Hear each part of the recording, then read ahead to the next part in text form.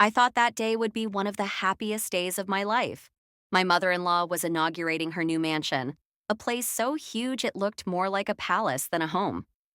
Everything was perfect: gold decorations, crystal chandeliers, soft music in the air, reporters everywhere, and cameras flashing nonstop.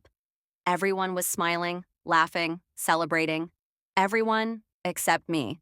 The moment I stepped through the grand gates with my husband, I felt it. That strange heaviness in my chest, like something was wrong. And then he said it.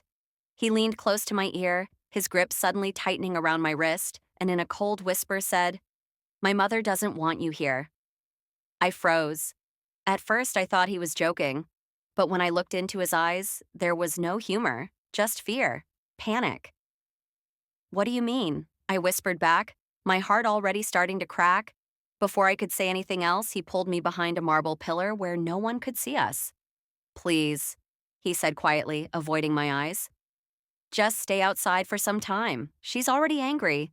If she sees you, today will be ruined." Those words hit harder than any slap ever could. I was his wife, I was family, and yet I was being pushed away like I didn't belong. Swallowing the pain, I nodded slowly. I walked back outside alone. The giant iron gates felt heavier when I passed through them. Guests kept flowing inside: women in expensive dresses, men in sharp suits, all laughing, taking pictures, celebrating. And there I was, standing alone, like I didn't exist. I stood near the garden fountain, trying to control my shaking hands. My eyes burned, but I refused to cry. That's when I heard voices. Two servants were standing a little distance away, whispering. I wasn't trying to eavesdrop, but the words drifted toward me. "Did you hear?"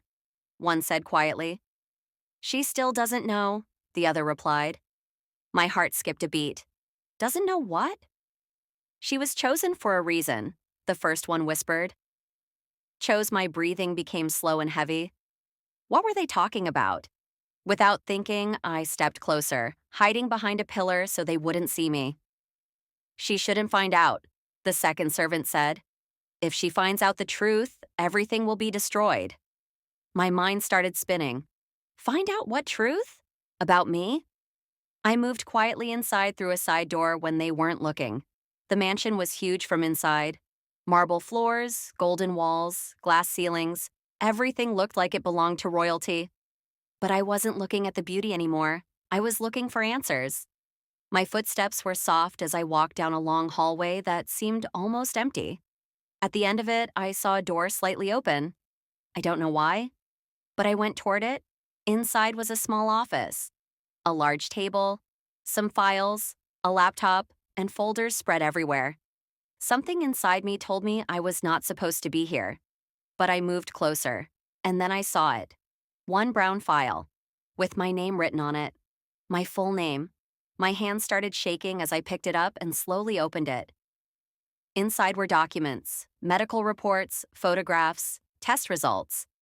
And then one line written in bold letters. Subject type: surrogate, selected experiment. My body went cold. Surrogate? Experiment? I felt like I couldn't breathe. This wasn't normal. This wasn't coincidence. This wasn't love. Behind me, I suddenly heard a slow clap. I froze. A cold voice whispered from behind, "You were never meant to find out." I slowly turned around, and my blood turned to ice. My heart almost stopped. The slow clapping echoed inside the small office like thunder in my ears. I turned around slowly, my fingers still gripping the file that had destroyed my peace of mind. Standing in the doorway was my mother-in-law. Her face was calm, too calm. She slowly walked inside and closed the door behind her. The lock clicked softly, but that tiny sound felt like a gunshot inside my chest. "You weren't supposed to see that," she said coldly, fixing her eyes on the file in my trembling hands. I I don't understand," I whispered, though my voice barely came out. "What is this? What does surrogate, selected experiment mean?" She didn't answer immediately. Instead, she walked toward the window, looking outside at the celebration, at the guests, at the happiness. "It means," she said quietly, That you were never meant to be just my son's wife. My legs felt weak. Nothing made sense anymore. You were chosen years ago, she continued, walking closer to me. Before you even met him.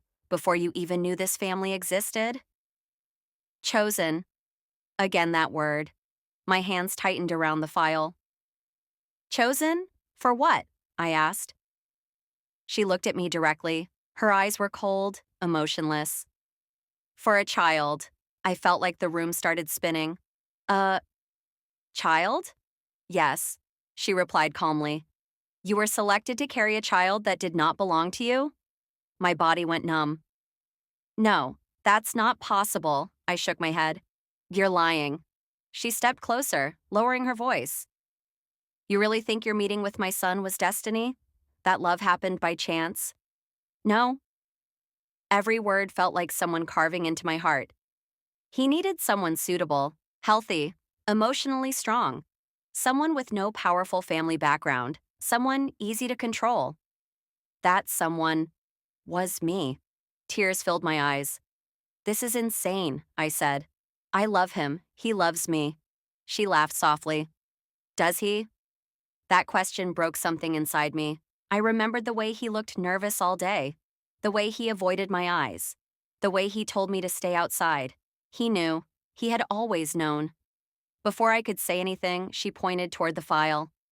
Look at the last page, she ordered. My hands trembled as I slowly turned the pages. Medical tests, blood reports, compatibility charts. And then I saw it. A signed document, a contract, with my husband's signature. My breath stopped. He had signed it. He had agreed. He had sold me.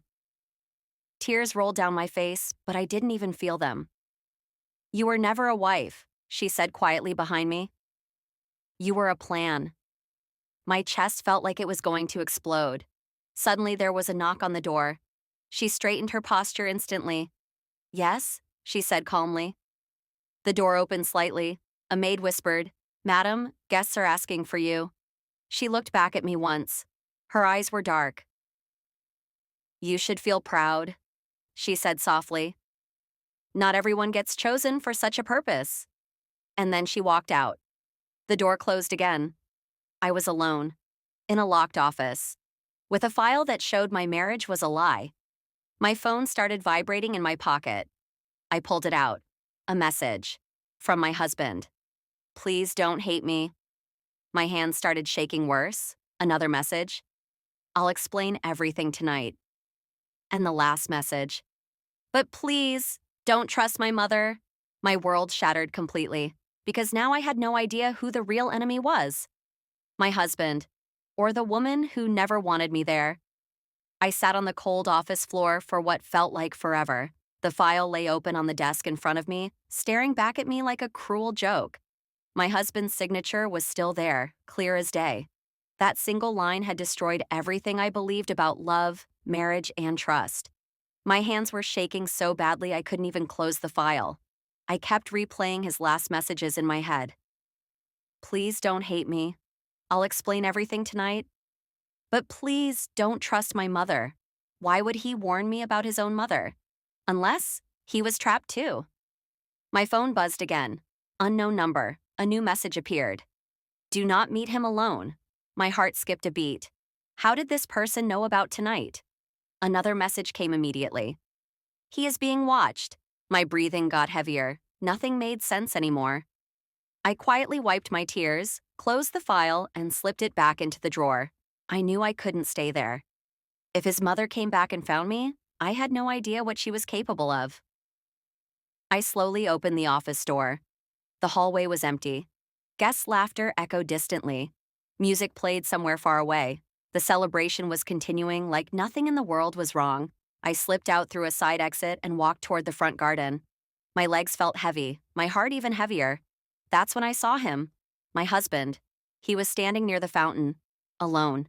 He looked nervous, constantly checking around him like someone was following him. When he saw me, his face changed. Relief, fear, pain, all at once. He walked toward me quickly. You saw it, didn't you? He whispered. I didn't answer.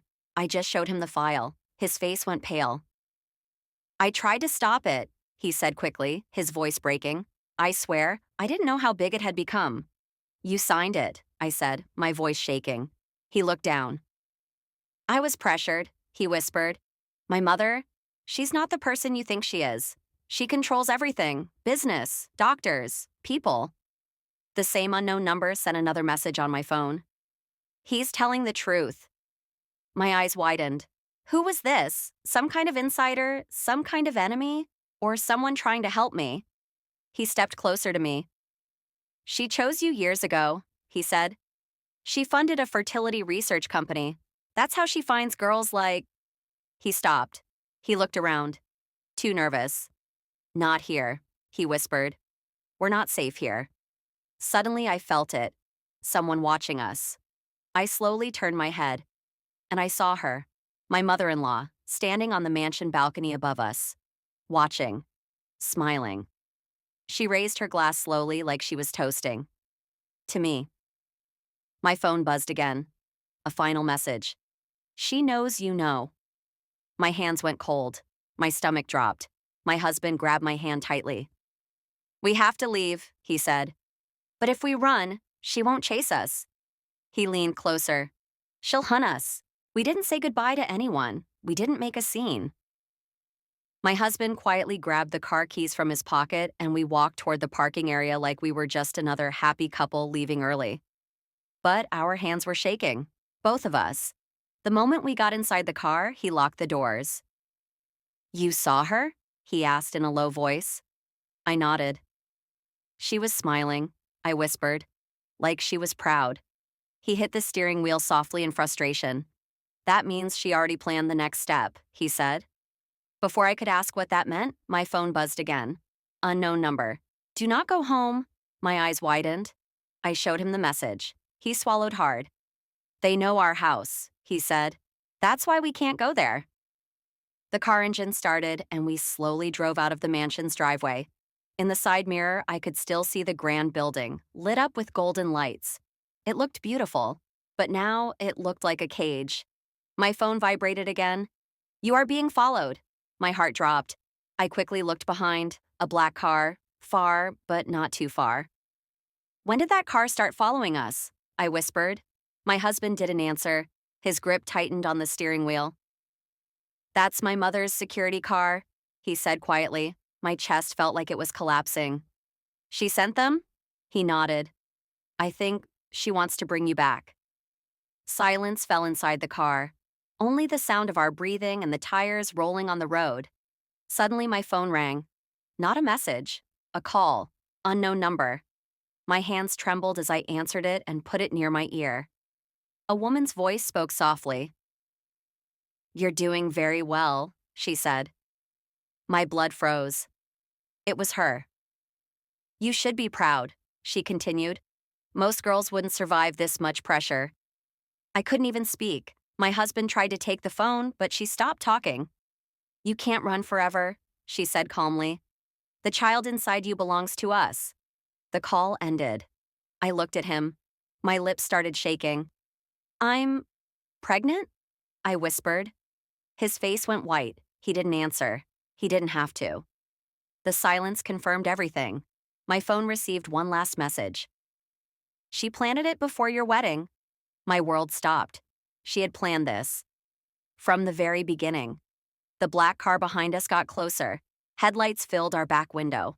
My husband suddenly took a sharp left turn into a narrow road. The black car followed. We need help, I said, choking. He pulled out his phone. He typed something quickly.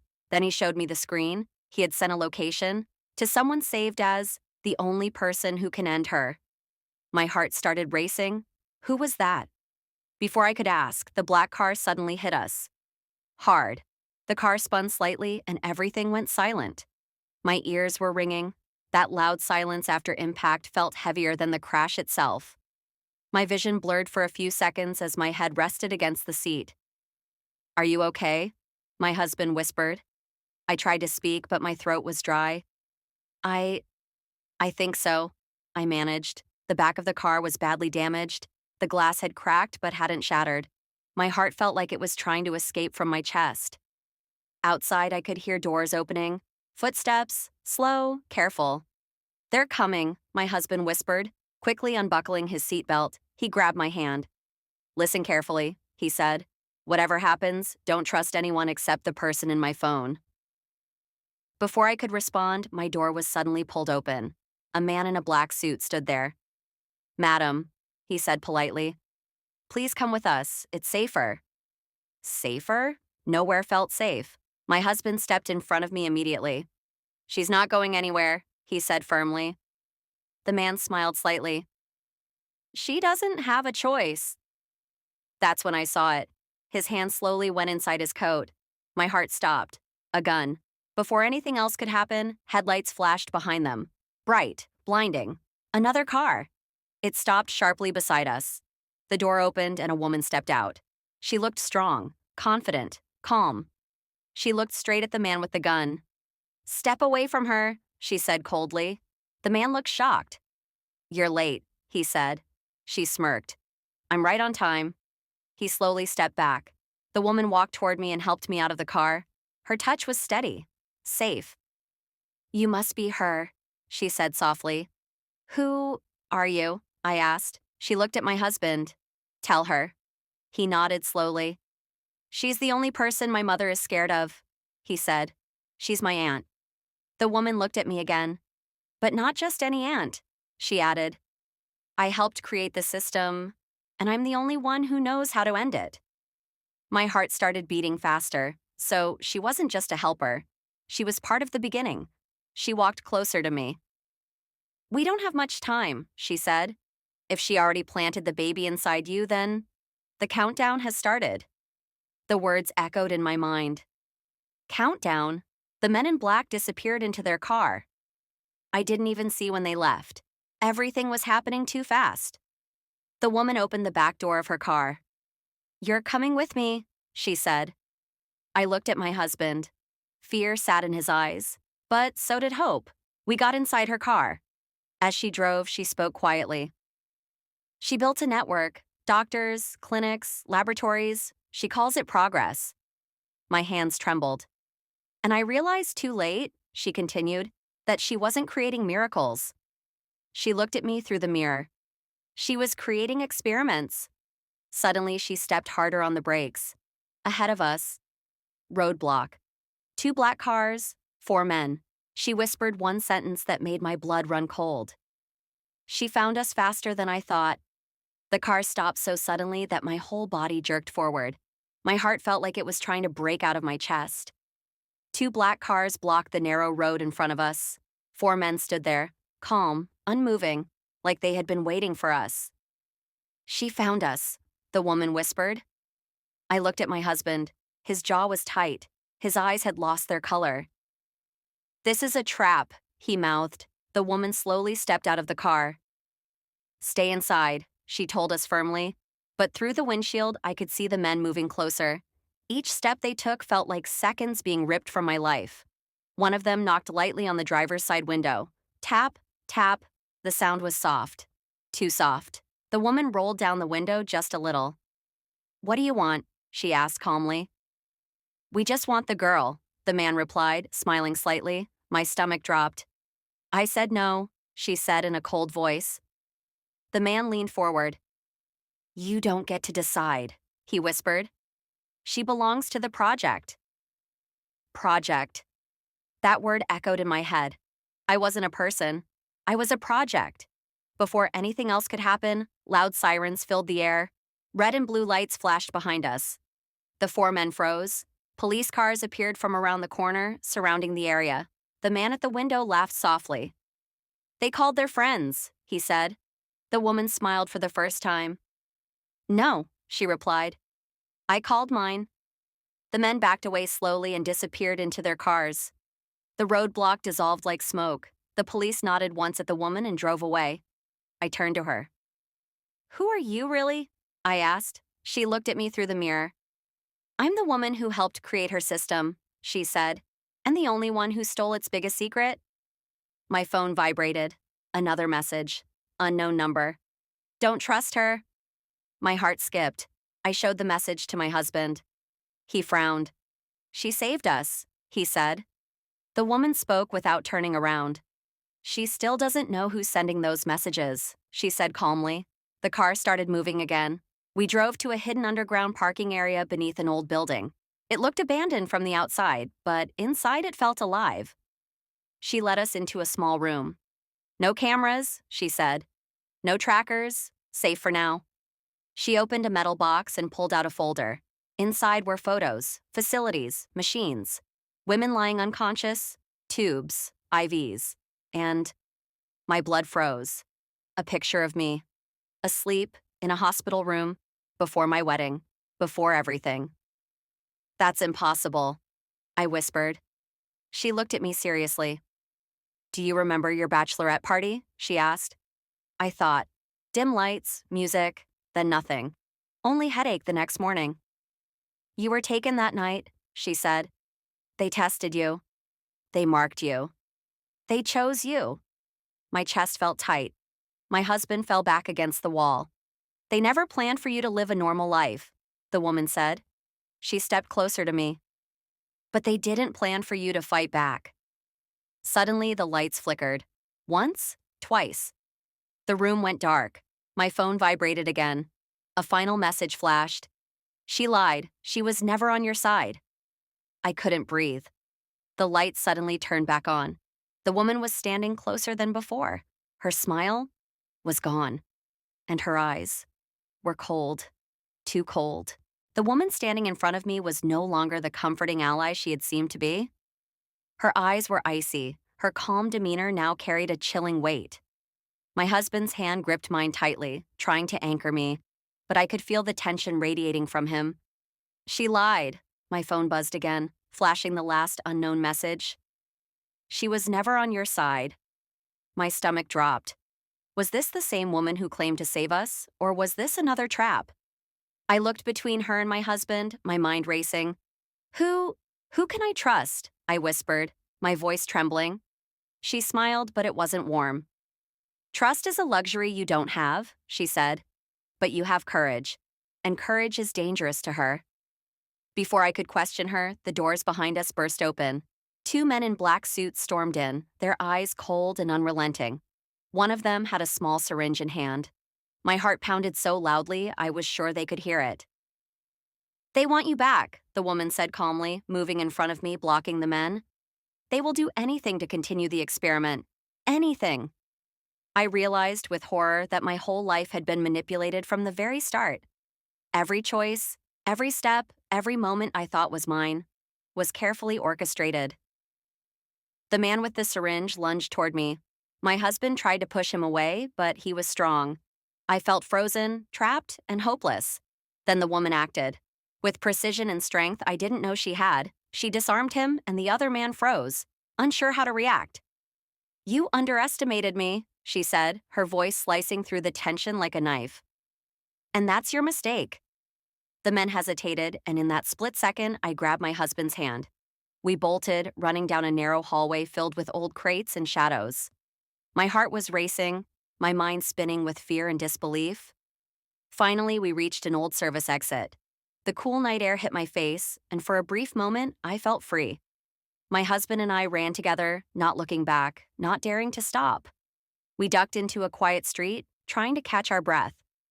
The city felt alive, yet menacing, like it had been hiding its true face from me all along. My husband turned to me, his eyes filled with guilt and regret. I never wanted this, he whispered. I didn't sign up for her plans, but I couldn't fight her alone. I shook my head, tears streaming down my face. You should have told me, I said, my voice breaking. I could have fought with you. He pulled me close. I wanted to protect you. That's why I stayed silent. For a moment, silence fell. The street was empty, but I knew our danger hadn't ended. The experiment, the plan, the network. She could still reach us. Suddenly, my phone buzzed again. I froze. Another unknown number. I picked it up, trembling. A single message appeared. You escaped tonight, but the experiment isn't over. She always gets what she wants. I dropped the phone, my hands shaking uncontrollably. My husband held me tightly, and I realized that even though we had survived tonight, the story wasn't over. The shadow of her control, her plans, and her experiments would follow us wherever we went. And yet, for the first time in my life, I felt something else: determination. She may have chosen me, manipulated me, and hunted me, but I wasn't going to let her win. Not anymore. I looked at my husband and said, my voice firm despite the fear, "We fight back, we find the truth, and we stop her." He nodded. Together. And as the city lights flickered around us, I knew our lives had changed forever. The battle had only just begun, and this time, we wouldn't run. The night was silent, but in that silence, a new story of courage, revenge, and survival was ready to begin.